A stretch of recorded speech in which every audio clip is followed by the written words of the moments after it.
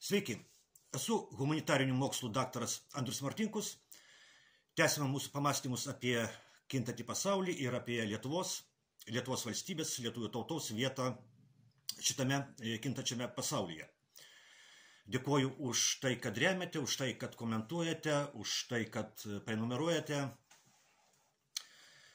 Kągi, iki naujojo Jungtinių Amerikos valstijų prezidento Donaldo Trumpo inauguracijos liko 3 dienos. Sausio 20 dieną, ateinantį pirmadienį, Trumpas prisieks ir pradės eiti prezidento pareigas. Sunku pasakyti tiksliai, kokia bus jo politika, tačiau aišku yra viena. Pokyčių politikoje bus ir tie pokyčiai turės įtakos visam pasauliui. Nes Trumpas ir jo komanda yra ypatingas reiškinys per pastaruosius daugiau kaip 30 metų. Po Tarybų socialistinių respublikų sąjungos žlugimo visi Jungtinių valstijų prezidentai buvo neoliberalai ir globalistai. Visi, ir demokratai, ir respublikonai. O Trumpas ir jo komanda yra antiglobalistai. Dėl to globalistai visame pasaulyje nekenčia ir bijo Trumpo, nes jie žino, kad pokyčiai pasaulio politikoje bus, jie žino, kad šitie pokyčiai jiems kelia grėsmę, jie žino, kad Trumpas kelia grėsmę tai pasaulio tvarkai, kuri atsirado po Tarybų socialistinių respublikų sąjungos žlugimo. Trumpas dar neina Jungtinių valstijų prezidento pareigų, o pokyčiai jau prasidėjo.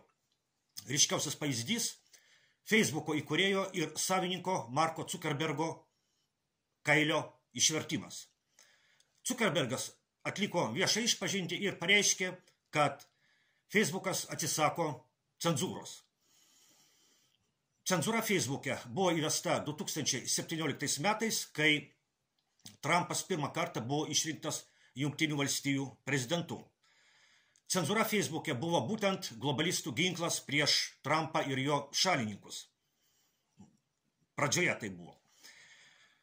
O po to cenzūra Facebook'e ypač sustiprėjo koronaviruso epidemijos metu, o tikras cenzūros siautėjimas Facebook'e prasidėjo tada, kai 2022 metų vasario 24 dieną įsiliepsnojo karas Ukrainoje. Aš pats patyriau šitą cenzūrą, buvau daug kartų užblokuotas, pas mane į namus buvo atėję policijos pareigūnai ir jie perspėjo, kad apie karą Ukrainoje negalima rašyti, ką nori. Bet svarbiausia, man buvo iškelta baudžiamoji byla dėl pasisakymų Facebook'e karo Ukrainoje tema.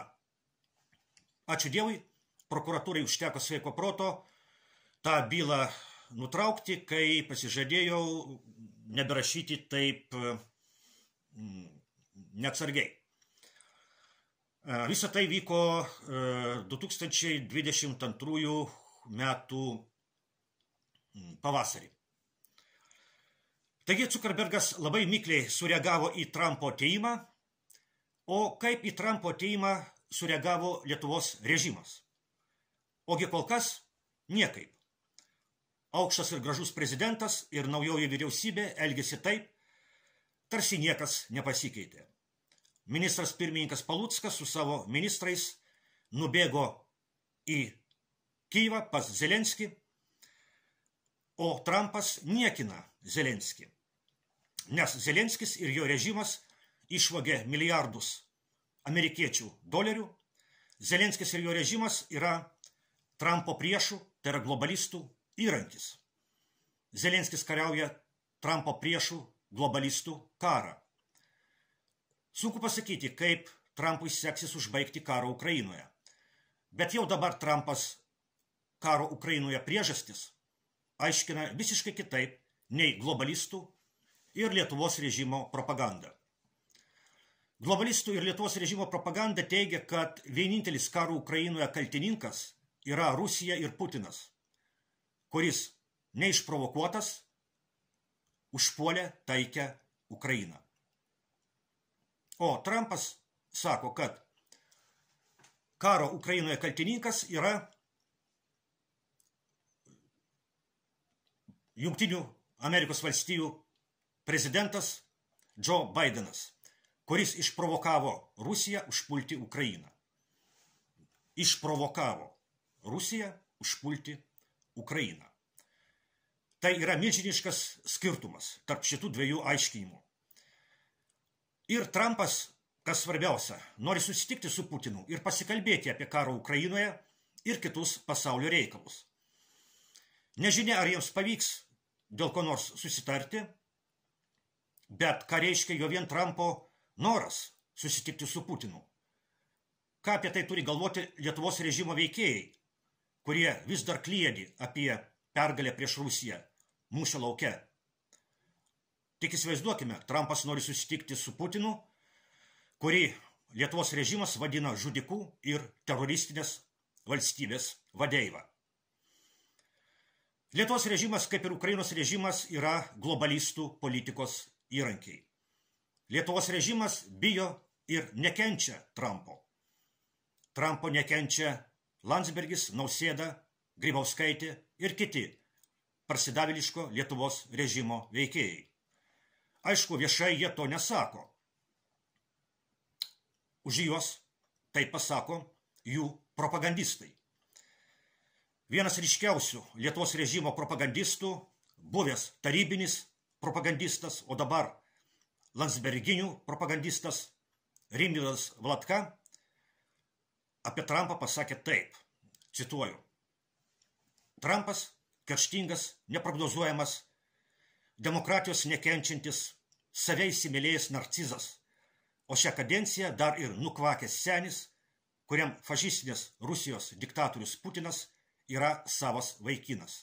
Citatos pabaiga.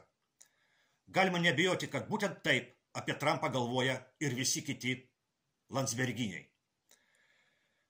Kodėl Lietuvos režimas elgėsi taip, tarsi Trumpas netaps naujojų Jungtinių valstijų prezidentu? Atsakymas labai paprastas. Lietuvos režimas tikisi, kad jo šeimininkams ir Trumpo priešams, tai yra globalistams, pavyks, liaudiškai tariant, sutvarkyti Trumpą. Taip, kaip jiems tai pavyko padaryti, kai Trumpas pirmą kartą buvo Jungtinių valstijų prezidentu.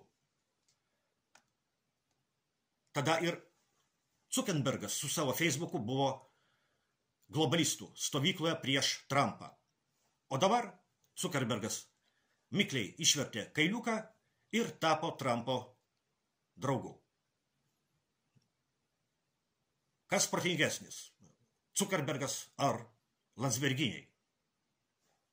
Taigi šio retoriniu klausimu užbaigiu šį savo trumpą pasisakymą ir iki kitų kartų.